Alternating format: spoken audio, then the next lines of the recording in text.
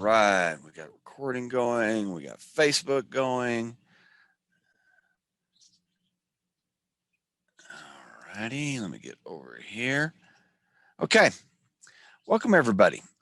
This is the Wednesday workshop, and today we got a great topic, but first I want to welcome everybody and let everyone know this is where we're going to talk about online and offline business marketing, operations, psychology, and how that works for you in your business daily and long term.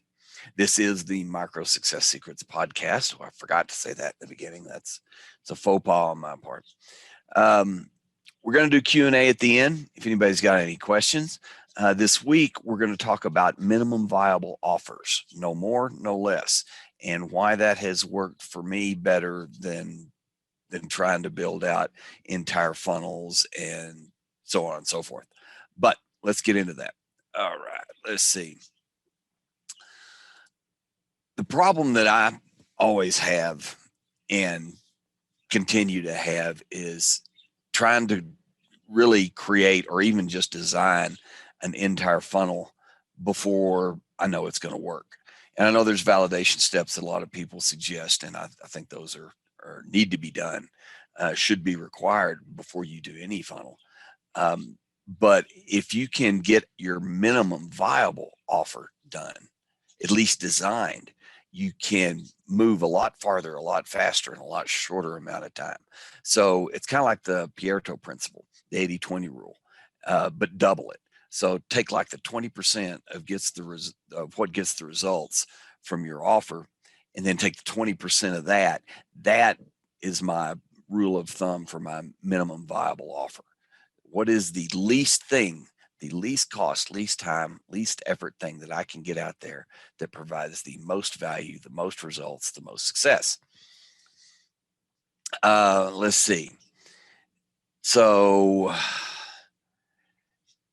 the results have been to date anyway, and are stunningly better for me. Meaning that before, when I would design a funnel or a marketing campaign, is I would try to build it all out. I mean, I am a perfectionist. I'm a recovering software developer, large system project manager. And in that world, you have to be precise if you're going to last or you're going to be any good. So I took that over to marketing, and it was really more of a hindrance than it was a help. And the reason it is my fault, I mean, self-inflicted, is because I would try to get everything perfect. I would try to get everything just as exact as I could before I would launch anything. Well, if you've done this for any amount of time or any number of times, you know that the probability of launching then goes way down. Now, if you're just very good, or you're naturally, you complete a lot of things, you can possibly do it that way. That's not me. I mean, yes, I like to have things perfect or just right or complete when they go out, like a piece of software has to be just right. But what I've found is that I do much, much better in marketing in an online business if I get it out the door. I mean, I still do it as well as I possibly can, but reduce what I'm doing to my minimum viable, whatever. In this case, we're talking about an offer. So the result is I get more out the door, and I actually get a better product out the door because I'm not reiterating, going over and over and over and over again. It becomes a better product because it's there. I mean, it's like, oh gosh, where did I see this? And I've said it, is that 80% and out the door is better than 100% on your desk. And I've had a lot of 100% things on my desk over the years. They didn't make me any money. I can't think of really one that made anything. And yet I have things that I have launched that are not complete, that are still in the formative phase somewhat. I do a lot of betas. I have made more money from all of them. And I end up with a better product because I start and then I refine and refine and refine and end up with something that's actually what I intended in the beginning. So actually, minimum viable product is the way that fits me the best.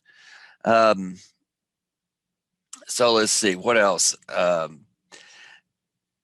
struggles that everybody goes through that I talk, well, not everybody, I don't want to say everybody, but I talk to a lot of people, again, because of SCORE, and just again, because of the way I network and prospect, is that I talk to a lot of people that are in the same situation.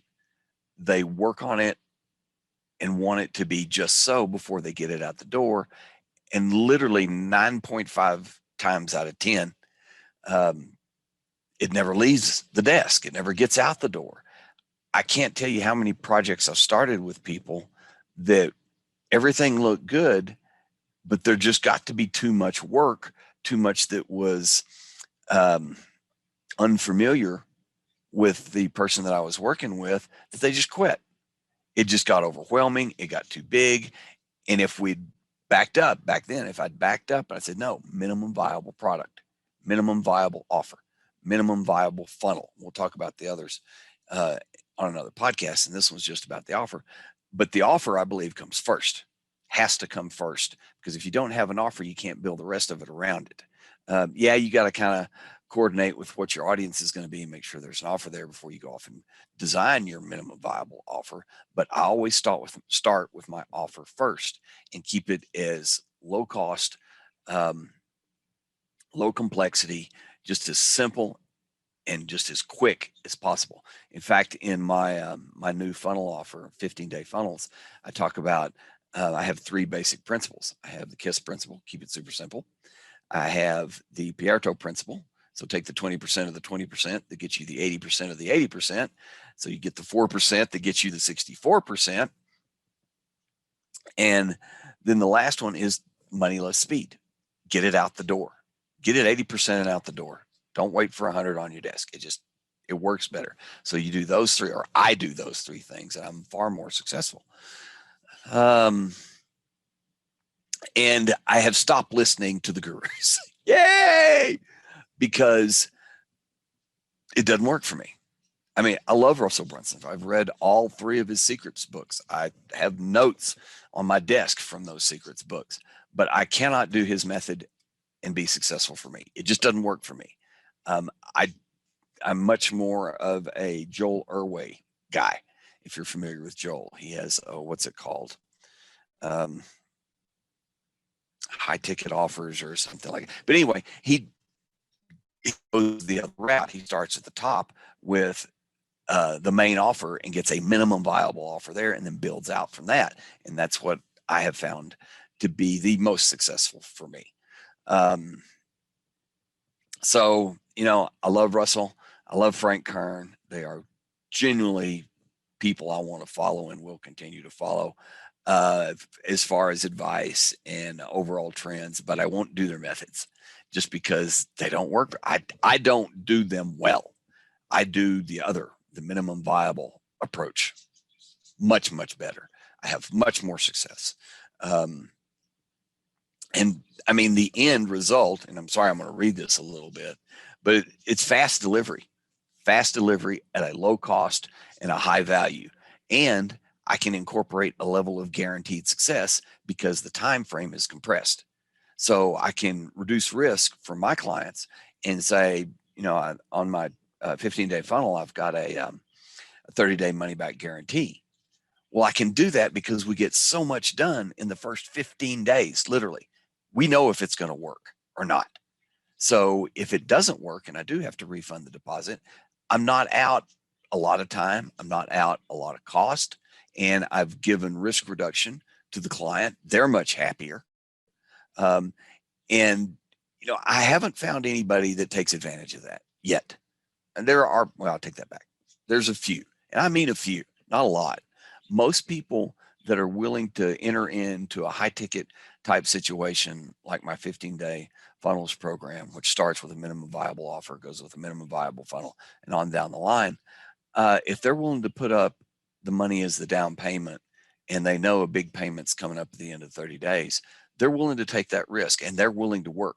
They show up, they do the work, they participate, they are much more engaged than someone who is buying a $49 ebook on how to build an ascension funnel and gets a free consultant time. or consultation call. Those folks, bless them, those funnels are great. Those folks are great. They are not as engaged as somebody who pays $1,000 and is going to pay several more $1,000s at the end of 30 days. Those people show up, and they show up ready. Um, I am one of those $45 guys or $49 guys that get the ebooks. I've got ebooks all over the place, but I am also one of the other guys too. And I've found that for me, when I want to make money and I want it to be a more of a business operation, more procedural, um, more formal, is go with a minimum viable offer, start at the top, build out from there.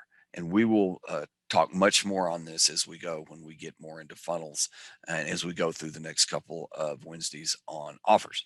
So don't see any questions today. Anybody has any questions, if you're in the Facebook group, you're welcome to put the comment in there. I will reply back there.